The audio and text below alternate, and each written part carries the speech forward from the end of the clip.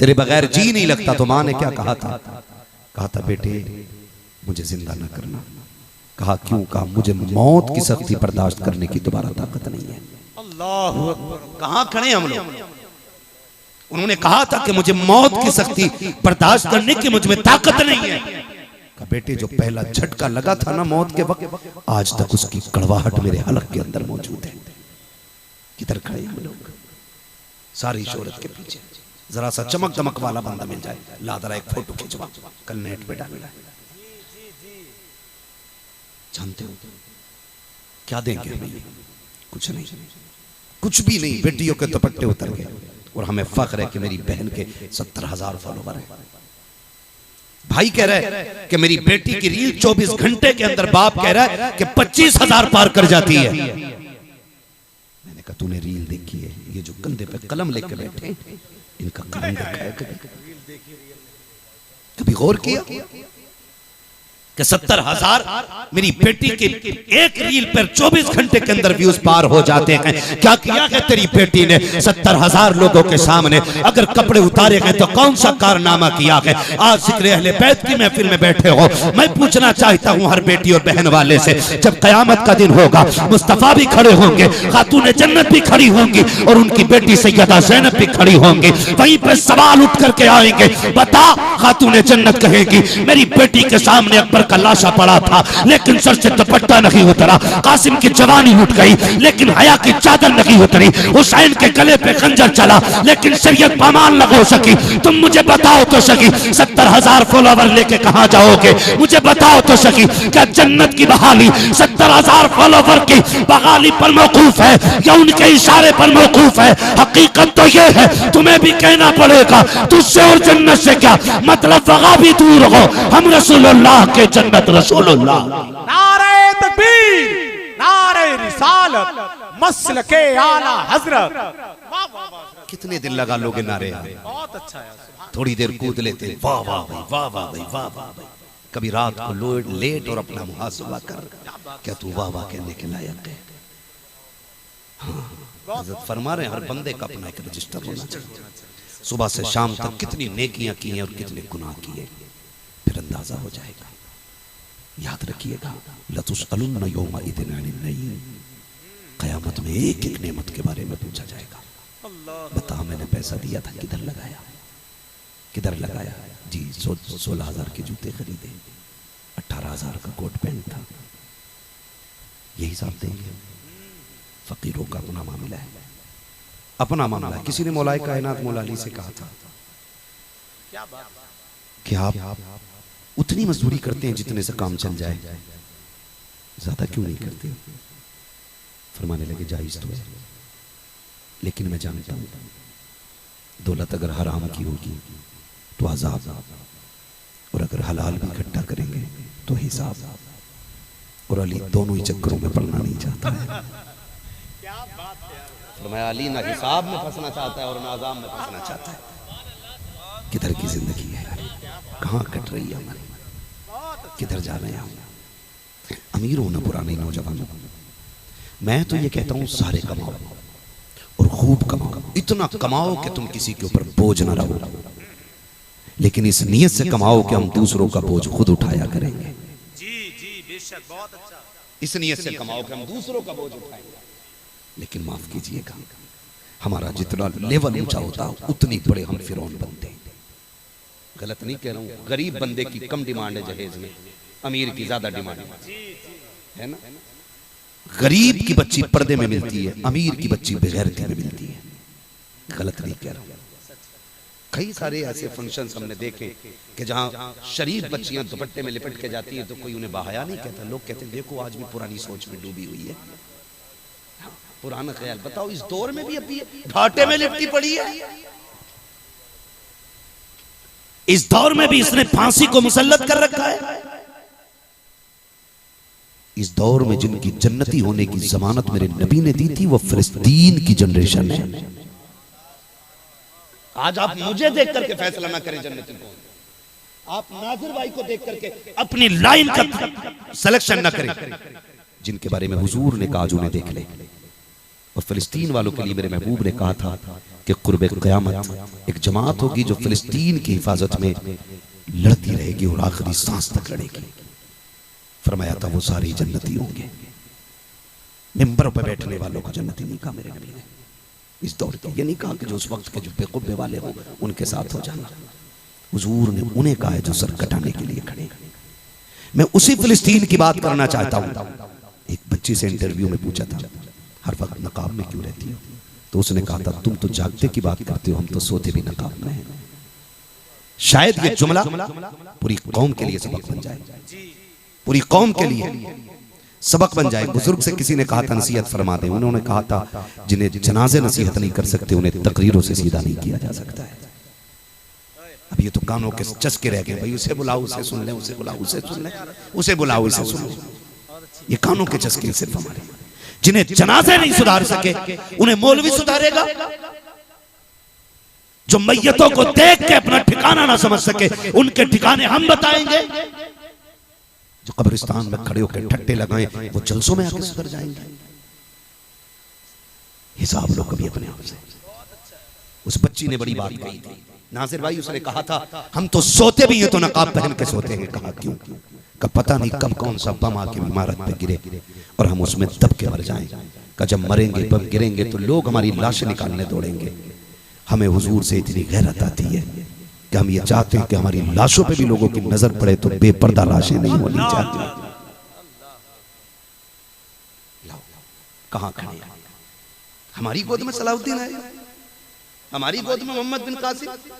और सलाहुद्दीन अय्यूबी ने जब वो फतह किया था ना बैतुल मुकद्दस को, और जब कैदी बना करके दुश्मनों को सामने लाया गया था, सुने अल्लाह करे ये बात दिल में उतर जाए। मैं बस चंद बातें करने के लिए आपसे यहाँ बैठा हूं क्योंकि आप इतनी देर से बैठे और मैं भी एक सैयद का मेहमान बना हूं, इसलिए मैं बात कर रहा हूं, वरना मेरा मूड बिल्कुल बात करने का नहीं था। थोड़ी सी बस बर्दाश्त कर सकते हैं तो कर लें। तवज्जो है। सलाहुद्दीन अय्यूबी के सामने जब कैदी बना के दुश्मनों को खड़ा किया गया था ना, तो एक जालिम ने कहा था सलाहुद्दीन आज तूने फतह कर लिया, कल फिर हमारा कब्जा होगा। सलाहुद्दीन अय्यूबी ने कहा था अगर कल तुम कब्जा करोगे तो फिर कोई सलाहुद्दीन आएगा। तो उन्होंने कहा था कसम खाते हैं अब तुम्हारी कौम में कोई सलाहुद्दीन पैदा ही नहीं होने देंगे। लगाओ रजिस्टर, पढ़ो अपनी जिंदगी और देखो यहूदियों ने नसारा ने जो कहा था वो कितना सच्चा कर दिखाया। उन्होंने कहा था कोई सलाहुद्दीन पैदा ही नहीं होगा। सलाहुद्दीन ने कहा तुम क्या करोगे? कहा जिस गैरत की वजह से सलाहुद्दीन बनते हैं ना, हम तुम्हारी कौम की बेटियों की नजरों से वो गैरत ही छीन लेंगे ताकि फिर उन गोदों में कोई सलाहुद्दीन ही ना आने पाए। बताओ छिन गई। हर शख्स को अपनी बेटी की इज्जत की परवाह। काश अगर हर शख्स पड़ोसी की बेटी को अपनी बेटी समझने लग जाए तो शायद काफी काम हो जाए।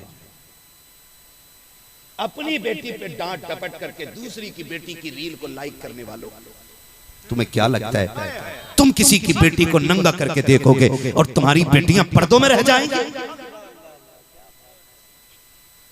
नहीं हो सकता है, नहीं हो सकता है। हया भी कोई चीज होती है, गैरत भी बड़ी चीज होती है।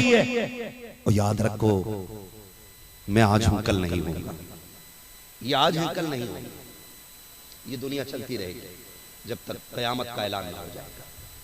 फिर एक वक्त आएगा कुल्लु मन अलैहा फ़ान व यबक़ा वजहु रब्बिका ज़ुल जलाली वल इकराम। सब खत्म होना है।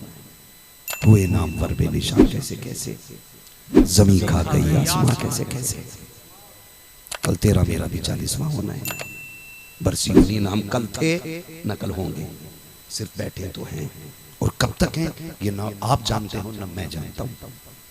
इसलिए हम कहते हैं उजाले अपनी यादों के हमारे साथ रहने दो, न जाने किस गली में जिंदगी की शाम हो जाए। बेगैरती नहीं आ गई हमारे अंदर, बेगैरती नहीं आ गई। इस्लाम ये कहता है कि औरत की आवाज भी औरत है। जी मैं बहुत बड़ी बात कर रहा हूँ। इस्लाम ये कहता औरत की आवाज भी औरत, औरत भी। अभी मुफ्ती साहब क़िबला फरमा रहे थे हमारे मुल्क की अजीम शख्सियत काजी शहर काजी शहीद आलम साहिब क़िबला अभी क्या फरमा रहे थे? फरमा रहे थे, लफ्ज़ औरत पे बात कर रहे थे, सुना था ना आपने, औरत पे बात कर रहे थे। मैं कहने लगा हूं, महबूब ने फरमाया औरत की आवाज भी बोलो, बोल सकते हो तो बोलो, वरना जा सकते हो घर में, जबरदस्ती बात नहीं कर रहा हूं आपसे। औरत की आवाज भी, सलामत रहे, औरत की आवाज भी औरत है, उस आवाज में गाने गाए जाए और गैर महरम तक वो आवाज पहुंचे तब भी हराम। कुरान पढ़ा जाए गैर महरम तक पहुंचे तब भी हराम है। ये शरीयत है, तो हमने इसे तबीयत में बदल दिया। कहने नहीं, मेरी बेटी तो दीन पढ़ाती है बैठ के सोशल मीडिया पे, दीन की बातें बता रहे।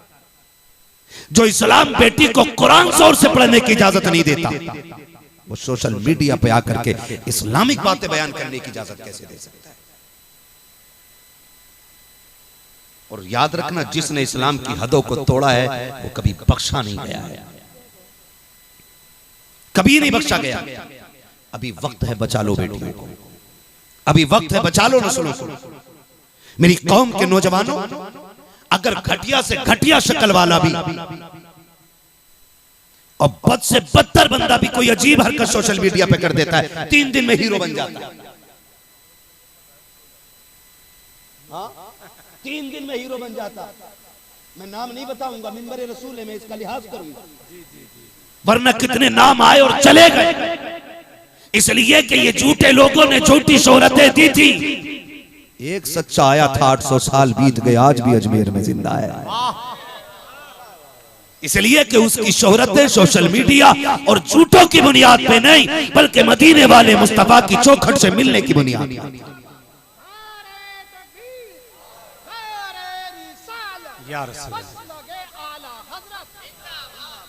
बातें बहुत हैं करने के लिए, कोशिश करें नौजवानों, निकलो, रील ना बना जी, पीछे हट जाओ। रील से और रियल से जमीन और आसमान का अंतर। आज जो हमारे घरों में झगड़े हो रहे हैं, इसकी वजह जानते हैं? इसकी वजह है सबसे ज्यादा नाटक और ड्रामे और सीरियल। सही कह रहा हूं? सच है। सीरियल, ड्रामा, ये किसकी स्कीम है? यहूदियों की जी, यहूदियों की स्कीम। उसमें नाम अकरम रखा गया, नाम नईम रखा गया, नाम फरा रखा गया, नाम शाइस्ता रखा गया, नाम आयशा रखा गया, और हम अंधे होते चले गए। उसी की वजह से नाजायज ताल्लुकात की रस्में शुरू हो गई। उसी को देख करके बहू ने ससुर का एहतराम बंद कर दिया। उसी को देख के ससुर बहू के कंधे पे हाथ रखने लग गया, वो कह रहा फ्रेंड है मेरी। जब इतनी बेगैरती घरों में आएगी तो बताओ फिर दीन के मुहाफिज किधर पैदा होंगे? एक सीधी बात जान, गलत दवा पड़ जाए तो पूरी फसल बिगड़ जाती है, और गलत रोजी मिलती है तो पूरी नस्ल बिगड़ जाया करती है। ये याद रखिए, बचा लो अपनी नस्लों को, बंद कर दो ये सीरियल, खत्म करो, आग लगा दो टीवियों को। आज हो क्या गया है, जिन बेटियों को मस्जिदों की अजान की आवाज का इंतजार होता था, आज खड़ी देख करके सीरियल का इंतजार कर रही हैं। ससुर भी कंधे से कंधा लगा के बहू के बैठा है, वहीं पे बेटियां बैठी हैं, बेगैरतियों वाले काम चल रहे हैं, और हम कहते हैं मजा आ गया आज के सीरियल में। कसम खा के कहता हूँ, 30 साल जिंदगी के लिए 3 घंटे का सीरियल काफी नहीं है, 60 साल जिंदगी के लिए 30 दिन का सीरियल काफी नहीं है। आओ तुम्हें बताता हूँ, अगर जिंदगी सवार नहीं है तो सैयदे कायनात की पूरी जिंदगी उठा करके बेटियों के हवाले कर दो, जो खातूने जन्नत की नक्शे अमल पे चलेगी। दुनिया में कब्र पे अजान हो न हो, अल्लाह उसकी कब्र में जन्नत का ऐलान पहले फरमा डाले। क्या बात है। लेकिन ये कब होगा? जब अमल बेहतर होंगे, अमल बेहतर होंगे। लेकिन हमने अमल को परे कर दिया, परे कर दिया, इतना परे कर दिया। मुझे 500 दे दो, मैं तुम्हें जन्नत दे दूं। मुझे 100 रुपए दे दो, मैं तुम्हें जन्नत दे जाऊं। अगर बंदा बिजनेस करता है सट्टे का, ब्याज का, और 500 रुपए सरकार दिए, तो हम कह रहे हैं किसी को जन्नत ही देखना हो तो इसे देख ले। हाँ, इतनी सस्ती जन्नत। जन्नत कितनी मुश्किल थी, पूछ बिलाल से। इतनी मुश्किल जन्नत थी कि चर्बी जलती थी, पिघलती थी, उससे आग बुझ जाती थी। मजाक समझा जन्नत को? हमसे तो कोई कह गया ना, बस मरने की देर, जन्नत तेरी थाली में रखी होगी। महबूब के जब हाथ उठते थे अल्लाह से उम्मत के लिए जन्नत मांगा करते थे। पता है तुम्हें? आज कह रहा मुझे देखकर जहन्नम को भी आ गया पसीना, बहुत बिगड़ गया भाई। जहन्नम को पसीना, वो पुलसिरात जो अल्लाह ने बनाई है। महबूब अलैहिस्सलाम ने क्या कहा? आका फरमाते, जब सहाबी ने पूछा था हुजूर कहाँ मिलेंगे, तो हुजूर ने जो जगहें बताई थी उनमें से एक जगह बताई थी कि मीज़ान पे मिलूंगा, हौज़े कौसर पे मिलूंगा। वहां ना मिल सकूं तो फरमाया कि फिर मैं पुलसिरात पे मिलूंगा। अहम मकाम होगा ना हुजूर, कैसे मिलेंगे? फरमाया उम्मत गुजरती होगी, मैं झोली फैला के कहता हूँ रब्बे सल्ली उम्मती, रब्बे सल्ली उम्मती। और ये कह रहा मुझे देखकर जहन्नम को भी आ गया पसीना। हम कितने जरी हो गए अमल से, इतनी आंखें बंद कर ली हमने, इतनी आंखें बंद कर ली हमने। हाँ भाई, कि मुझे देखकर जहन्नम को भी आ गया पसीना।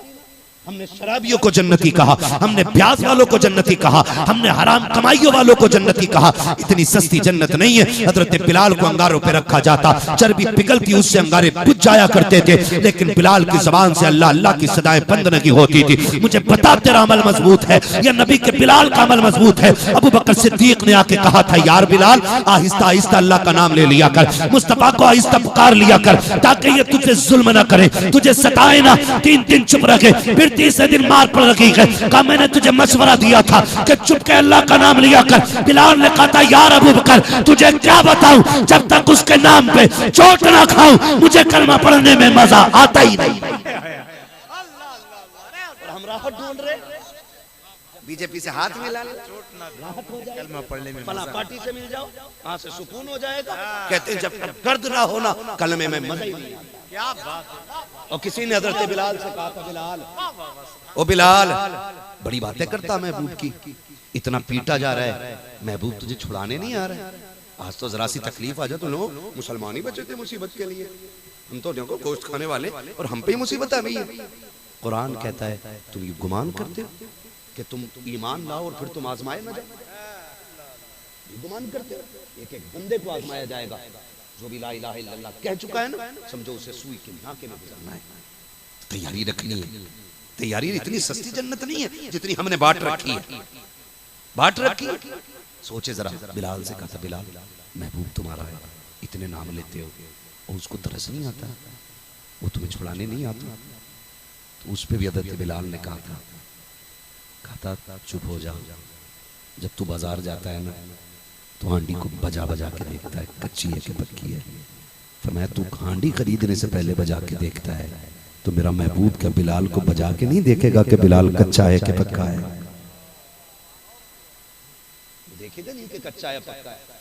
तो भाई इस कच्चे पक्के के लिए तैयार रहना, इस कच्चे पक्के के लिए तैयार रहना। मेरे कहने से आप जन्नती नहीं हो जाओगे, मेरे ऐलान से आप जन्नती नहीं हो जाओगे। मैं जनाजा पढ़ा दूं आकर के, गारंटी नहीं है कि आप बख्शे जाओगे। रवैया ही गलत है। हम सताने में सबसे आगे, बोलने में सबसे आगे। अबू बकर सिद्दीक रज़ी अल्लाह तआला अन्हु में पथरी रखे रहते थे, कंकरे दाढ़ के नीचे। कौन है? अफजलुल बशरी बादल अंबिया लित्ताक़ीक़ अमीरुल मोमिनीन अबू बकर सिद्दीक।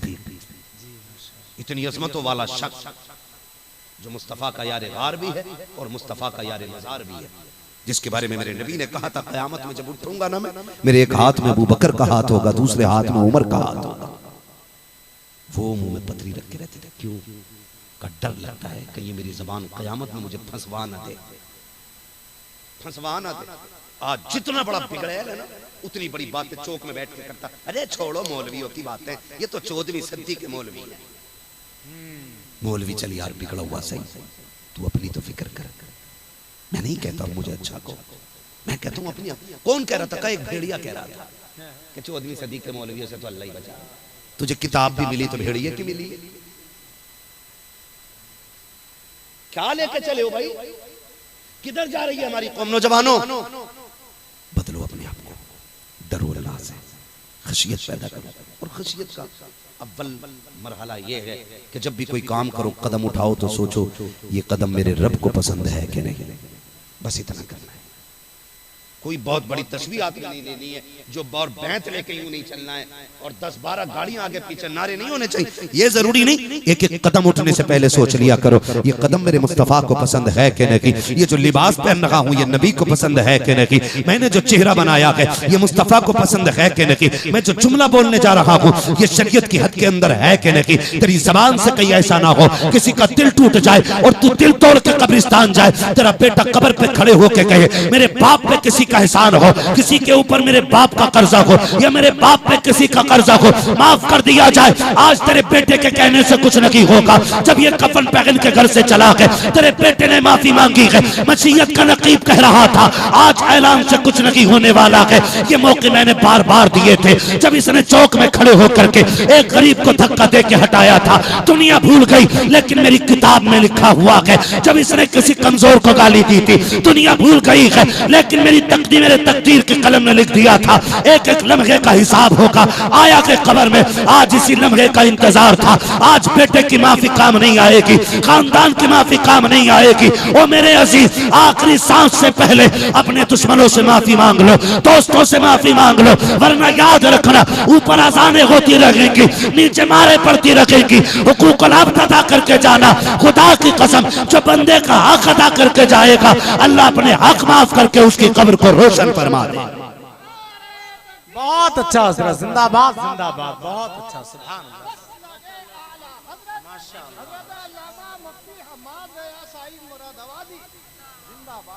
करेंगे इंशाअल्लाह, माफ करेंगे एक दूसरे से, करेंगे माफ इंशाअल्लाह। माफ करो और याद रखना माफ करने वाला कभी छोटा नहीं होता, कभी छोटा नहीं होता। फरमाया गया जो रूठे हुए को पहले सलाम करे अल्लाह उसके सारे गुनाह माफ फरमा देता है। और क्या चाहिए, और क्या चाहिए। हसनैन करीम मैंने चूंकि अहले बैत की उन्हीं की मिसालें कोट कर रहा हूँ ताकि महफिल में बैठने का हक अदा हो सके। हम तो एक बात जानते हैं, कोई खतीब नहीं, मुकर्रिर नहीं, मसला कोई नहीं, गुलाम है उनके नौकर हैं और बात करते हैं। हमारा अपना तारुफ ये है तेरे टुकड़ों पे पले गैर की ठोकर पे न डाल, झड़कियाँ खाएं कहाँ छोड़ के सदका तेरा, माफ करने के आदि बने। इमाम हसन इमाम हुसैन में किसी बात को लेकर के अनबन हो गई। अनबन समझ रहे, अनबन समझ रहे, अनबन नाराजी होगी किसी बात पे, गुफ्तगू बंद होगी। तीसरा दिन आया तो इमाम हुसैन ने इमाम हसन को खबर भेजी कि बड़े भैया से कहो आके मुझे सलाम करे। छोटे भाई ने बड़े भाई को खबर भेजी कि कहो मुझे आके सलाम करे। अच्छा मोहब्बत इतनी थी और तालीम और तरबियत देखिए, छोटे भाई की खबर पहुंची तो आपने इन्हें कहा मैं क्यों जाऊं, मैं बड़ा हूं, फौरन आगे और आके सलाम किया, जवाब दे दिया। जब गुफ्तगू हो गई तो कहने लगे यार ये बता मैं बड़ा था तू छोटा था, मुझे क्यों बुलाया, तू आके सलाम कर लेता।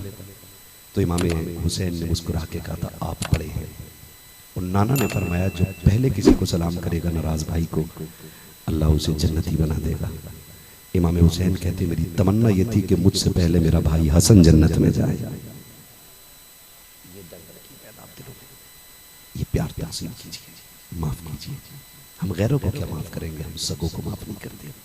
अब्बा थप्पड़ मार दे तो कह रहा तुमने मेरी बेइज्जती कर दी। मेरे चार यारों में मेरी एक बात है, एक वैल्यू है, अल्लाह की इज्जत की कसम खा के कहता हूँ जो बाप का थप्पड़ बर्दाश्त नहीं कर सकता ना वो दुनिया की इज्जत के किसी भी मनसब के लायक नहीं होता है, किसी भी मनसब के। आज मैं पढ़ रहा था एक किताब में बात कर रहा था, मैं आज हैरत में पड़ गया। वो मैं रिवायत पढ़ रहा था, महबूब अलैहिस्सलाम ने फरमाया क़यामत में कोई भी गुनाह लेके आ जाना, कोई भी गुनाह लेके आ जाना, लेकिन साथ में माँ बाप की फर्माबरदारी लाना। अल्लाह बड़े से बड़ा गुनाह माफ कर देगा और माँ बाप के फर्माबरदार को अल्लाह जन्नत अता फरमाएगा। और फरमाया बड़े से बड़ी नेकी लेके आना और माँ बाप की नाफरमानी अगर लेके आए बड़ी बड़ी नेकियों के बावजूद अल्लाह तुम्हें जहन्नम में डाल देगा। इतनी बड़ी दौलत माँ बाप है जिनके पास है वो कदर करे, उनके डांट डपट को अल्लाह की नेमत समझे। ये सबको मैसर नहीं होती, सबको मैसर नहीं होती। ये तब पता चलेगा जब हमारे पास औलाद होगी, जब हम साहिब औलाद बनेंगे। आज हम परदेस आते बच्चे पूछते हैं अब्बा मेरे लिए क्या लाओगे, तो हम खुद भी पूछते हैं बता तेरे लिए क्या लाए, बता तेरे लिए क्या लाए। कभी हमने ये भी पूछा अब्बा तुम बताओ तुम्हारे लिए क्या लाए। कभी पूछा हमने, पूछा करो उनसे, उनके कंधे दबाया करो बैठ के, उनके तलवों में बैठ जाया करो, यूं दबाया करो, यूं दबाया करो। क्या बात है, कब थक गया ना तूने 18 साल पाला है, 25 साल मेरा बोझ उठाया, मैं तेरा बोझ उठाने लगूंगा। लिटाओ उन्हें आराम से, लिटाओ। कमाल ये नहीं है आपने 4 मंजिल मकान बना लिया, कमाल ये नहीं है कि आप 8 मीलों के मालिक हैं, कमाल ये नहीं कि आप भट्टे और फैक्ट्रियों के मालिक हैं, कमाल ये है कि माँ बाप जैसी दौलत आपकी झोली में मौजूद है। ये सबसे बड़े कमाल की बात है आपके लिए कि आप माँ बाप के साथ घर में रह रहे हैं, आपको माँ बाप की खिदमत का मौका मिल रहा है। अगर वो डांट दे उन्हें माफ कर दिया करो। और माफी क्या है, वो मारेंगे डांटे, आप उनकी मिल्कियत हो। शरीयत का हुक्म ये कि अगर माँ बाप औलाद को कत्ल कर दे तो उन पर किसास लाजिम नहीं है, और इसके बरक्स अगर औलाद माँ बाप को कत्ल कर दे तो वो उससे किसास लिया जाए, क्योंकि महबूब ने फरमाया तू और तेरी और दौलत ये तेरे माँ बाप की मिल्कियत है। आपसे मेरी गुजारिश है माफ करने के आदि बने और ऐसी जिंदगी गुजारी। तभी आपने सुना था इत्तेफाक के हवाले से, एक हो जाओ, एक हो जाओ। एक होने का क्या मतलब है? एक होने का क्या मतलब है? कह दूं 2 बातें। जी जी, एक होने का मतलब क्या?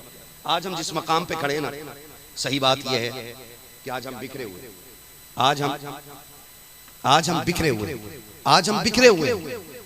एक आसान तरीका सिर्फ ये है, सुने कि 4 बेटे एक बाप के, 4 बेटे एक बाप के ताबे रहे। बाप खानदान के एक मुअज़्ज़ज़ शख्सियत के ताबे रहे, और वो मुअज़्ज़ज़ शख्सियत गांव के मुअज़्ज़ज़ आलिम के ताबे रहे। इस तरह से इत्तेफाक हो सकता, वरना इसके अलावा कोई सूरत नहीं।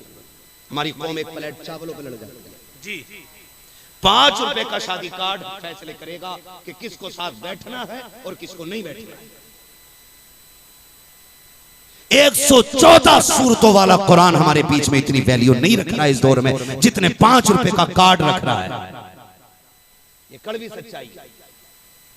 कार्ड आ गया हम तेरे साथ थे, 2 बोटी खिला दी हम तेरे साथ थे, और कार्ड नहीं आया तो भले तू कितना बड़ा मुसलमान है हम तेरे साथ। ये आज हमारी कौम की सच्चाई है। मैं आपकी चापलूसी करके दलाली करके यहां से उठ के जाना नहीं चाहता हूं। मैं चाहता हूं इतना कड़वा बोलूं कि आखिरी सांस तक एक बात आपको याद रहे। 5 रुपए के कार्ड फैसले कर रहे हैं कि सब कहां लगनी है और कहां जमा होना है। बंद करो ये फजूलियात है। मैंने कहा कि बेटे बाप के ताबे हो, बाप खानदान के मुअज़्ज़ज़ शख्स के ताबे हो, और मुअज़्ज़ज़ शख्स गांव के मुअज़्ज़ज़ आलिम के ताबे हो, और वो मुअज़्ज़ज़ आलिम इलाके के एक मुअज़्ज़ज़ आलिम को अपने इलाके का सदर मुंतखब करे, वो सारे उलमा उसके ताबे हो, और वो सारे जाकर के अपने मरकज बरेली शरीफ के ताबे हो जाए, और फिर ये ऐलान किया जाए बरेली वालों अब निकलो, अब जो तुम्हारा फैसला होगा वो पूरी उम्मत का फैसला है। कब होगा? सबको करना पड़ेगा, ये सबको करना पड़ेगा। हम इकट्ठे हो के अपने मरकज तक जाएंगे। आज ये रोना तो सब रो रहे, कायद नहीं, लेकिन हम तस्लीम किसे करते हैं, मानते ही किसे हम कायद। हर मोहल्ले का अलग चूहा है। मैं तो चूहा ही कहूंगा जो 71 मिलती बजाज बन गया। हर मोहल्ले का अलग, और सबकी शरीयतें अलग हो रही है। शरीयत भी अलग लेके चलने लगे। दीन वही है जो गरीब नवाज लेके आए थे। कान खोल के सुन लेना, उसी दीन की तर्जमान को आला हजरत कहा जाता है, और उसी रास्ते की जिसने लोगों के सामने शक्ल निखार के साफ करके जो पेश किया था, उसी रास्ते को मसलक के आला हजरत कहा जाता है। बहकने की जरूरत नहीं, भटकने की जरूरत नहीं है। हमें एक जगह इकट्ठा हो। और डॉक्टर इकबाल का फिर वो शेर कि मोहम्मद से वफा तूने तो हम तेरे हैं, ये जहां चीज है क्या लोहो कलम तेरे हैं। करेंगे इंशाअल्लाह इतने काम। मैं तो कहता हूँ ये अमरिया है, ठीक है? क्या है? अमरिया। मैं आप लोगों से बाद में जाना हूँ। हमारे सलीम भाई, इनके जरिए पहले अमरिया को मैंने जान लिया था।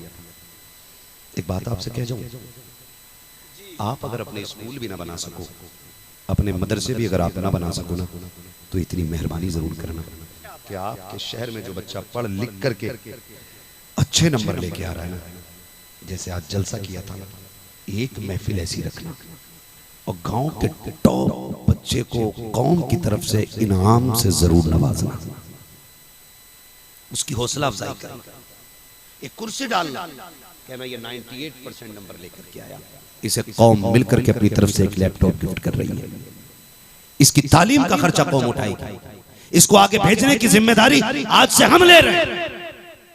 इतना करना शुरू कर दो, खुदा की कसम हर बच्चे में तालीम का शौक पैदा हो जाएगा। हम जानते हैं जिस कौम ने 70 साल से चादरें चढ़ाई हों, इतनी आसानी से वो स्कूल नहीं बनाएगी। ऐसा नहीं है मुसलमान गरीब है, जरा सा धनी आता तो सबसे पहले होटल बनाता जाता, हाँ रेस्टोरेंट बनाता और नाम रख रहा अलबैक, अलफुरसत, अलमुरशद। ये डूब गए लुक में लेके, हमें बेड़ा गर्क कर दिया इन चीजों ने। इतनी आसानी से हिम्मत नहीं होगी स्कूल बनाने की। तालीम अगर स्कूल भी नहीं बना रहे हैं तो जो अच्छा पढ़ने वाले बच्चे उनकी हौसला अफजाई करें, ताकि फिर हमारी कौम का बच्चा खड़ा हो और दुनिया को हिंदुस्तानी होने के साथ एक बहुत बड़ा साइंटिस्ट भी बनता नजर आए।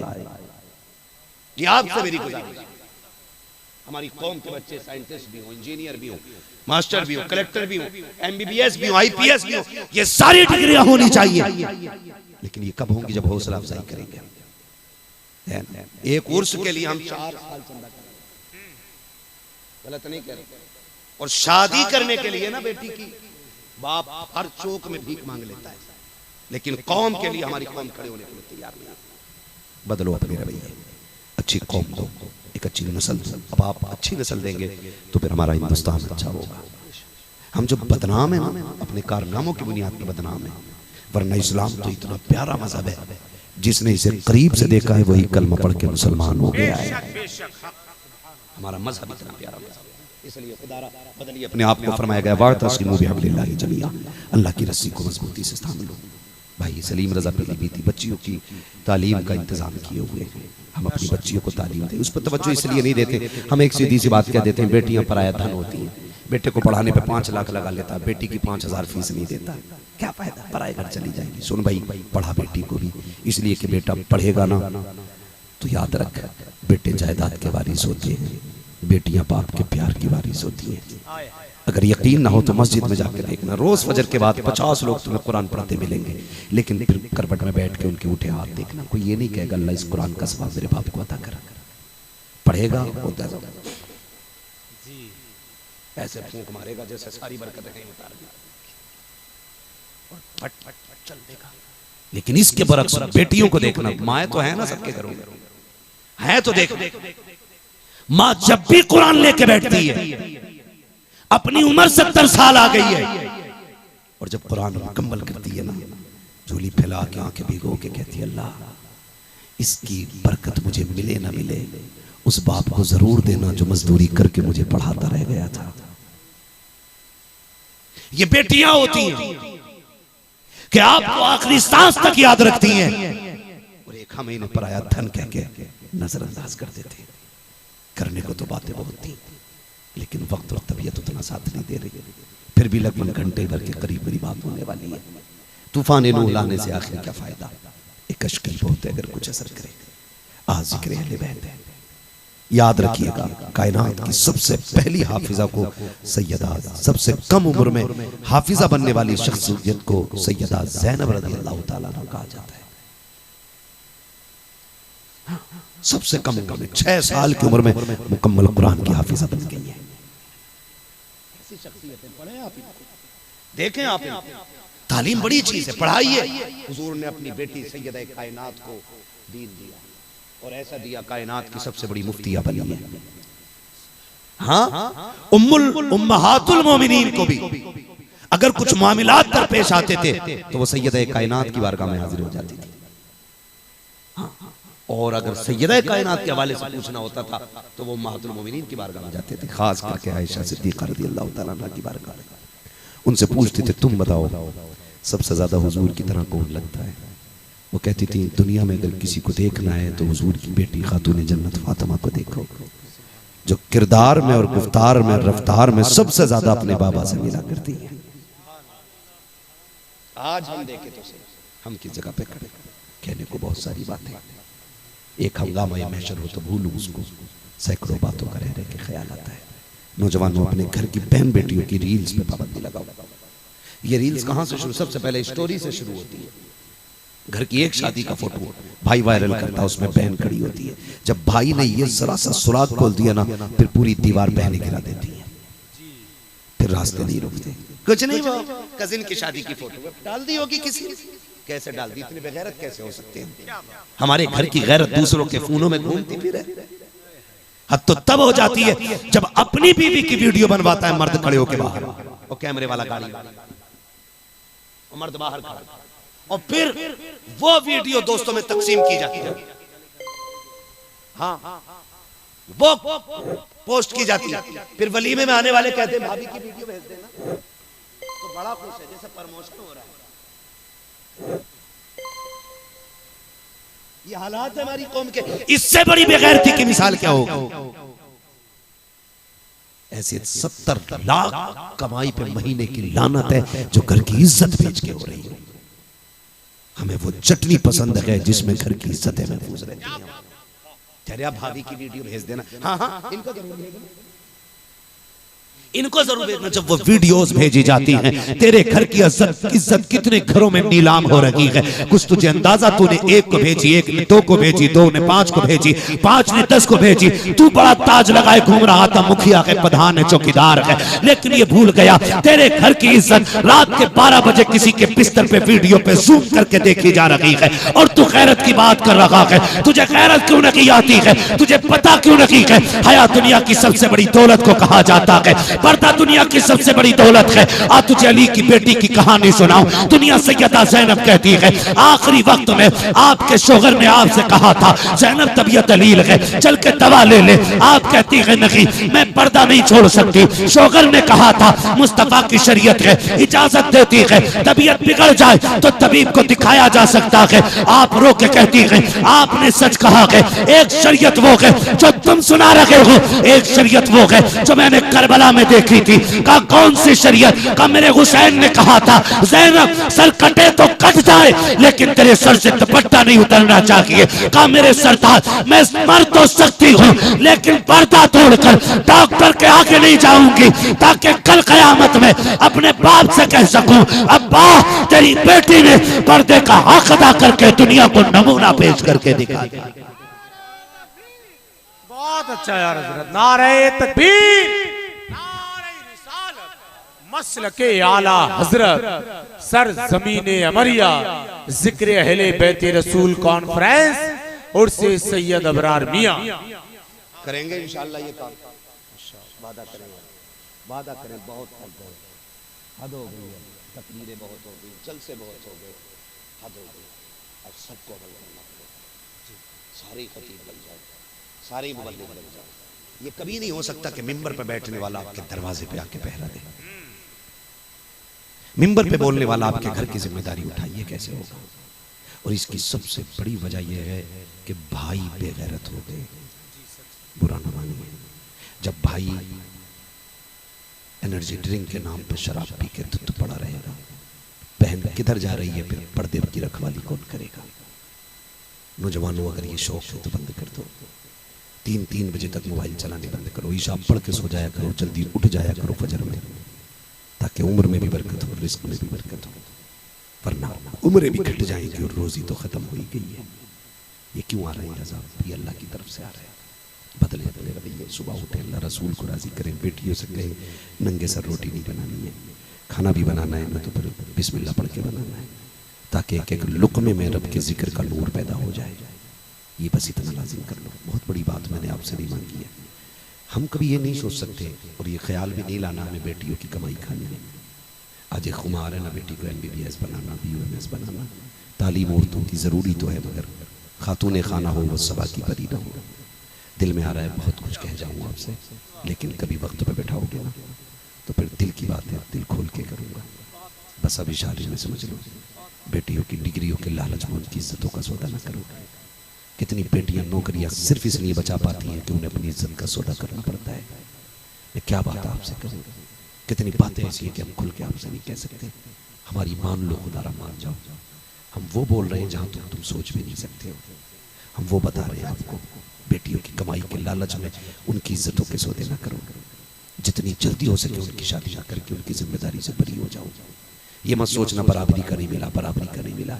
इज्जत लुटा के अगर बराबरी का मिल भी गया तो लानत हो तेरी बराबरी पे। इज्जत बचा गरीब के हाथ में बेटी का हाथ दे दे। अगर इज्जत बच गई तो तुझसे बड़ा कोई नहीं है। और इज्जत लुट गई तो तुझसे बड़ा बेगैरत कोई नहीं है। फिर लाख तस्बीह लटकाना गले में, जो बेगैरती का थप्पा लग जाता है माथे पे, फिर वो सजदों से नहीं धोला करता है। इसलिए खुदा रा वक्त पे बच्चों की निकाह करें, ये कोशिश न करें कि साहब बराबरी का मिलेगा। मैं अब तो कह रहे हैं मैं बुलेरो दूंगा, ऐसे ही दामाद चाहिए, बुलेरो देगा। बता दामाद अगर बेगैरत होगा तो बुलेरो इज्जत बना देगी। क्या मसला है? वो बराबरी कहते किसे हो यार? 3 मंजिल का मकान उसका हो, 3 उसका हो। हमने बड़े बड़े अमीरों की जमीनें बिकती देखी है। हाँ, ऐसा दामाद ढूंढ जो रोज कमाता हो मगर हलाल कमा के लाता हो।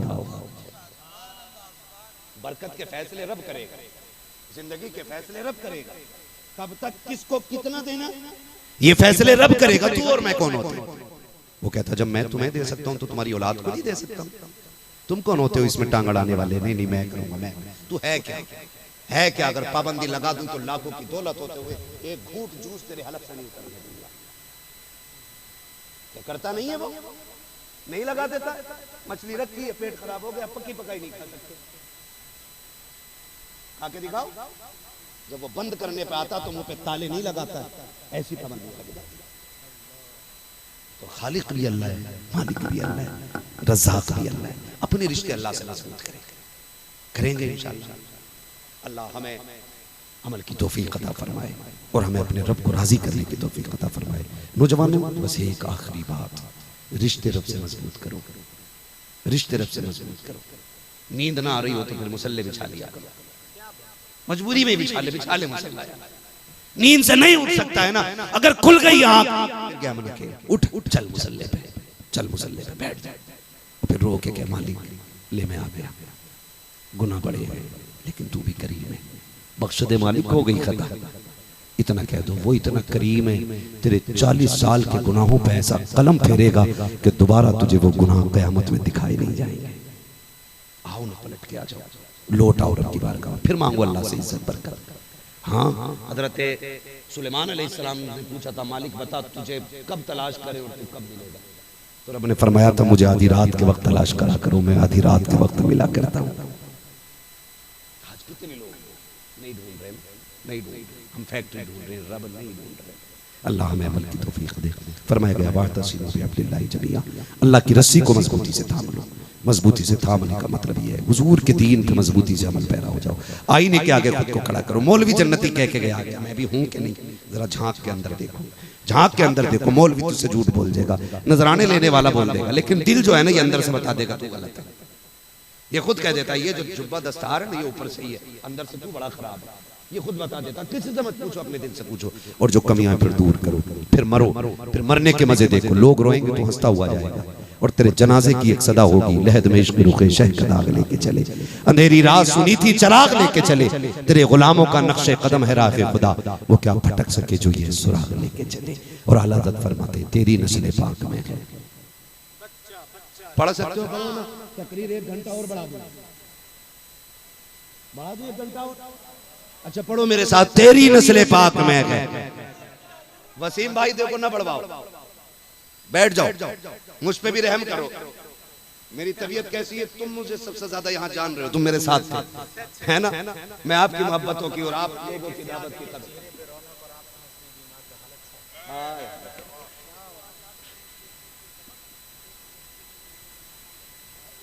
क्या बात है, सलामत रहे माशाल्लाह, ठीक है ना? तो मैं आपसे गुजारिश करूंगा कि आज का सबक बस इतना ही रखें और मेरी बात को बस यूं समझे, सही थी तो दिल पे लिख के ले जाइए। मैंने कहा जब जनाजा उठेगा तो फिर बात ही कुछ और होगी। आला हज़रत फरमाते हैं तेरी नस्ल पाक में है, तू है ऐने नूर तेरा, तू है ऐने नूर तेरा, सब घराना नूर का। अल्लाह सबको ऐसे बेटे अता करे जब आपके जाने के बाद उसकी कब्र ठंडी करने के लिए रास्ते निकाले। बाप के जाने के बाद कागज सारे निकाल के लाते हैं कि जी ये दुकान भी अब्बा के नाम में थी, इस पे भी मुकदमा करके जीतना, ये जमीन भी अब्बा के नाम में थी, ओ भाई थोड़ी उस जमीन का कोना काट के कह कि अब्बा के साले सब आपके लिए महफिल से जाने, ये किसी गरीब को देनी है, या किसी बेवा का घर इसमें आबाद कराना है, या किसी यतीम के हाथ पीले कराने, ये सोच के ना उसकी दौलत खर्च करो। फिर देखो खुदा की कसम 40 भगोनों से अब्बा इतना राजी नहीं होगा जितना तेरे 2 लम्हों की रब की राह में खर्च करने से अल्लाह राजी हो जाएगा। करेंगे इंशाअल्लाह। अल्लाह सबको ऐसे बेटे अता करे और अल्लाह सबके माँ बाप का साया सरों पर सलामत रखे। माँ बाप बड़ी दौलत है। एक बहुत खराब आदमी ने बहुत अच्छी बात कही थी, कहा था बुलंदियों का बड़े से बड़ा निशान छुआ, उठाया गोद में माने तब आसमान छुआ, है ना। तो ये बहुत जरूरी चीज है। इन चीजों को जरा अपनाने की कोशिश करें, माँ बाप को अपनाएं, उनकी दुआएं हासिल करें, उनकी खिदमत करें और कोशिश करें अल्लाह रसूल करेंगे इंशाल्लाह, करेंगे इंशाल्लाह। मौत का कुछ नहीं पता, पता नहीं कब किसकी बारी आ जाए। ये भी हो सकता है कि कल मेरी मौत की खबर आपको हो, और ये भी हो सकता है कि आपकी खबर मुझे हो जाए।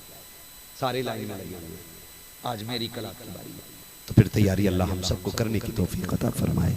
बस जो हुए गलतियों को माफ फरमाए रब्बे कायनात। जिंदगी ने दिया साथ, फिर होगी मुलाकात, चमन रहा फूल खिलेंगे, जिंदगी रही फिर मिलेंगे, मुसाफिर हम भी मुसाफिर।